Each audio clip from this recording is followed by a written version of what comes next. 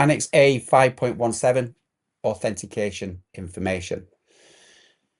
We finished 5.16 where we were talking about the managing of identities. Now ISO 27001 says, okay, great.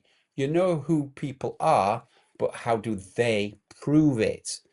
Well, this is the very essence of authentication information. Now, don't worry, it sounds fancier than it actually is. But what does the standard require? Well, it states that the allocation and management of authentication information shall be controlled by a management process, including advising personnel on the appropriate handling of authentication information. Translation: when someone logs in, physically or digitally, they need to prove who they are. And your business needs to manage how that proof is handled, shared, and protected. So what do we mean by authentication information? Well, it's the stuff that lets a system know you are, in fact, you, and that you're not Barry from accounts trying to sneak into the payroll system. Here's the usual suspects that you will see when it comes to authentication information. You'll have usernames like your email or a unique login ID. The key word there is unique. There are passwords or PINs, personal identification numbers, secret things that only you should know.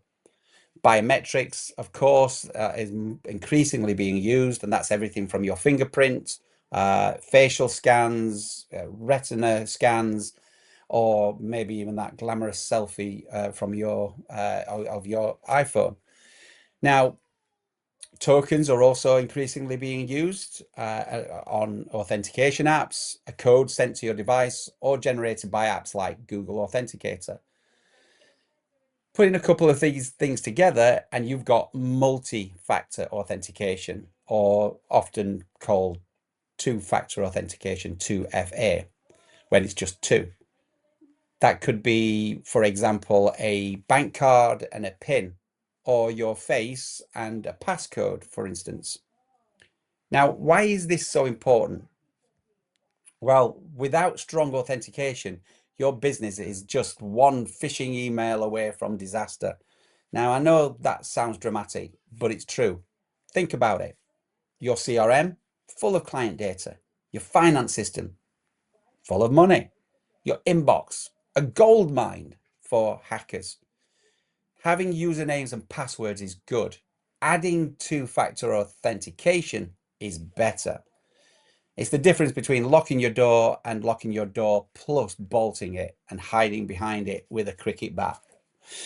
Even your personal stuff like banking apps, Instagram, or email should have two-factor authentication switched on. If you haven't done it yet, well, take this as a sign that you should go and check it yourself, even on your personal systems. But coming back to the standard, ISO 27001, what's required? Well, the auditor is going to be looking for several things.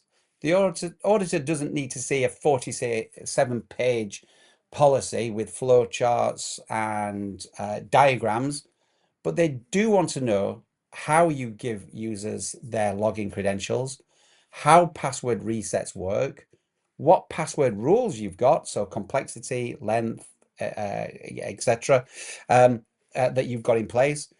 They want to know that users know not to share passwords.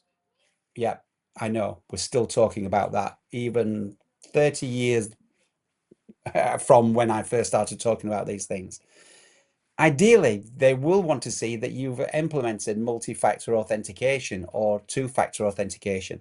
And if you've gone down the route of things like Cyber Essentials, most likely these terms will be very familiar with your employees and your clients, etc., and you and your family. So why wouldn't you employ these additional controls? Now, you should also show some evidence that staff are trained on how to use multi-factor authentication and other authentication processes that you put in place, even if it's informal. training that you do.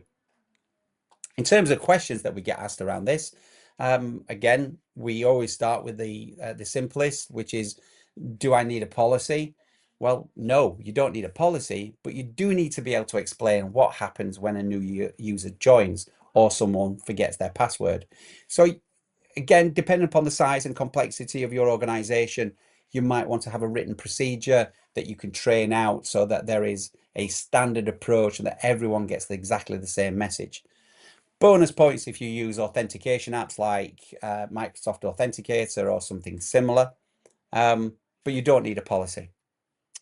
What about passwords themselves, the authentication information? How often should passwords be changed? Well, here's the truth.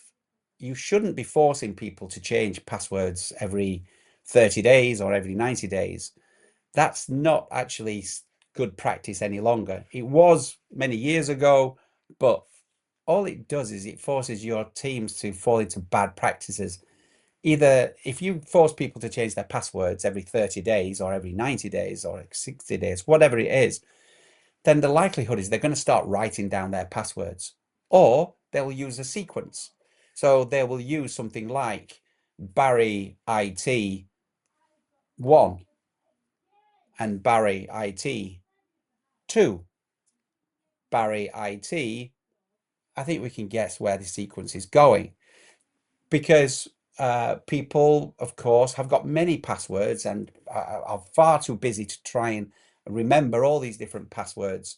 So they're either going to write them down or they're going to use sequences. So don't change the passwords, or don't force people to change passwords regularly.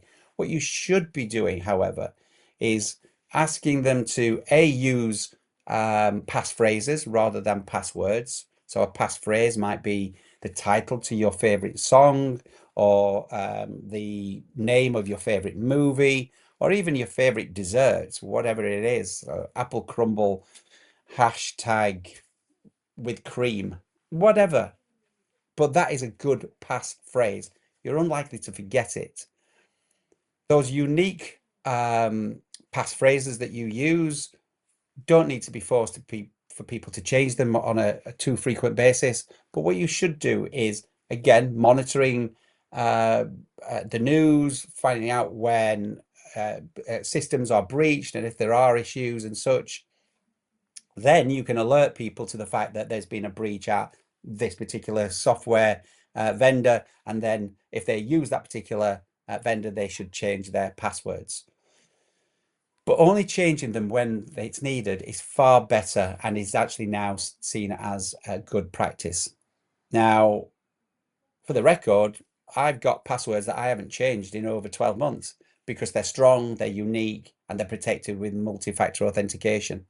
But no, I'm not going to tell you what those passwords are or those passphrases.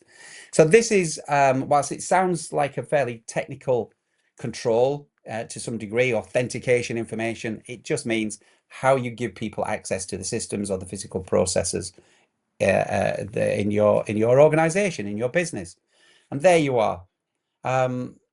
One easy thing to think about here is that to make sure that everyone has their own credentials, you just need to emphasize the reasons why this is. Get them to understand that although this sounds very technical, it is actually quite easy to employ. You just need a process. And there you are. That is Annex A5.17 authentication information. Good luck, and we'll see you on the next control.